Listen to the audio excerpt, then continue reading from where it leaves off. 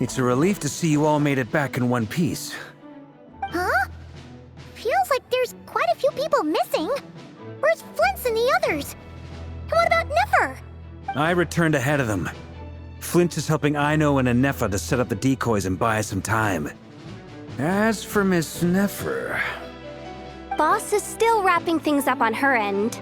She sent us back to fill you all in on the top secret intel we've been gathering. I see. Then let's get right into it. But first, who do we have here? You brought someone else in to help? Greetings. I was invited here to help as a longtime Tea Party companion of Columbina's. You may call me Arlechino. Surely it can't be. Those eyes. Oh, where have I seen them before? Wait, of course. In those memories we just saw. Only Arlechino I know is the fourth of the Fatui harbingers. So either you share a pretty uncommon name, or you're more than just a Tea Party buddy. You're well informed, Grandmaster. A man from Mondstadt living all the way out here in Nodcry, and yet the people and affairs of Snezhnaya seem to hold a special place in your heart. Oh, the feeling's mutual. Sounds like you know all about who I am, too. A Fatui harbinger. The atmosphere in here just got really tense. Guess we can't just start trusting Fatui harbingers, even at a time like this. I must admit, though, I'm a little curious. Seeing as the moon goddess no longer belongs to the Fatui, what makes you so willing to put your neck on the line here? Nor does Nodcry belong to Mondstadt, Mr. Varka. Yet still, you're fighting for it all the same. Things don't always have to have a tangible payoff. Sometimes, stopping things from spiraling out of control is a higher priority than chasing the spoils of victory. Of course, I can't say there's nothing in it for me at all. But that's between Columbina and myself. Forgive me. I don't mean to doubt you. It's just that the Fatui really have been the source of many of our troubles. We have our own way of doing things here in Nodcry. But ever since they arrived, the Fatui have treated us with nothing but hostility. I know there's been a lot of bad blood between us in the past. I've done my utmost to avoid friction whenever I could. But sometimes fundamental conflicts of interest simply can't be settled amicably. That's why I'm here solely in a personal capacity.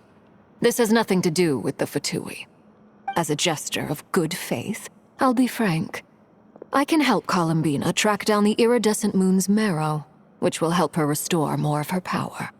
Anyway, what else is on the agenda? Let's begin. She says she'll be frank, then completely skips over the details. Looks like she doesn't want to give away too many secrets after all. But she clearly wants to change the subject. It'd be awkward if I tried to bring it up again now. I guess we'll just have to go along with it. She's the fourth of the Fatui harbingers after all. One...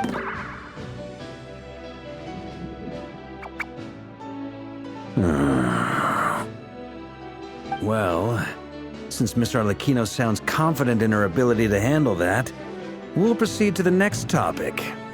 Yehoda, time to share that top-secret intel. All right, listen up, everyone. First, we now know that Rerir was originally a Conrian secret agent whose primary mission was to hunt down and assassinate the so-called Dregs of the Crimson Moon. The Dregs of the Crimson Moon? Mm-hmm. In the memories, there was a lot of talk about the Crimson Moon and Eclipse, and a whole bunch of other stuff from the time of Conria. To my knowledge, those were the names of two different Conrian dynasties. Long, long ago, it is said that the people of Conria worshipped the Crimson Moon, drawing a mysterious power from its reflection. But one day, a coup saw the Crimson Moon eclipsed, hence the name of the new dynasty that replaced it, and how it became the new emblem of Conria.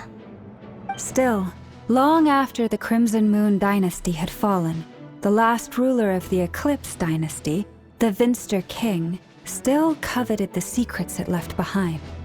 So, he sent the Rehir of Solnari to secretly hunt down the Crimson Moon's few remaining followers. In those days, Rerir showed no signs of madness. In fact, he was as normal as any other person.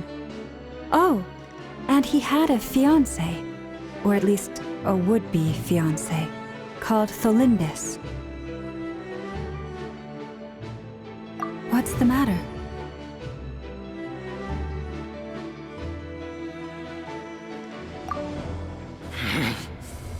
Verfnir, Freundaughter,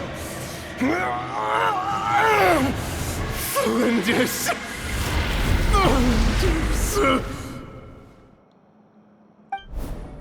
Interesting. Anything else?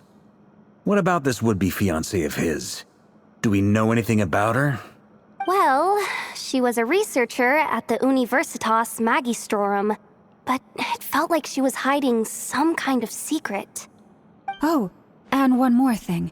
For some reason, Rerir's fragment also contains some of Tholindis' memories, though only a very small portion. Well, no shortage of potential leads, I'll give you that.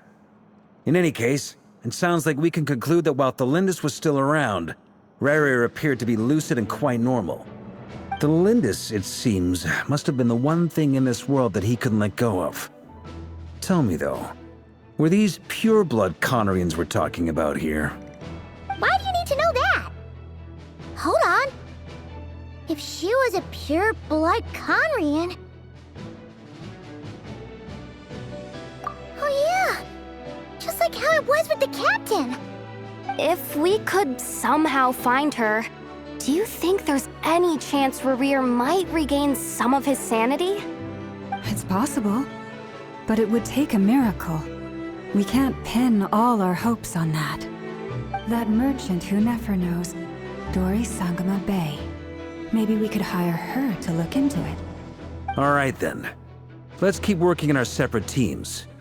Traveler, Paimon, Kutar, and Miss Arlechino will go look for the iridescent moon's marrow. As for the others... On the way over here, I noticed that the Wild Hunt monsters had grown even more frenzied in their search for Kutar. At this rate, the people living here will be in grave danger too. So I'm thinking of gathering together some of our followers to go wipe them out. I'll head back to the curatorium and meet up with the boss.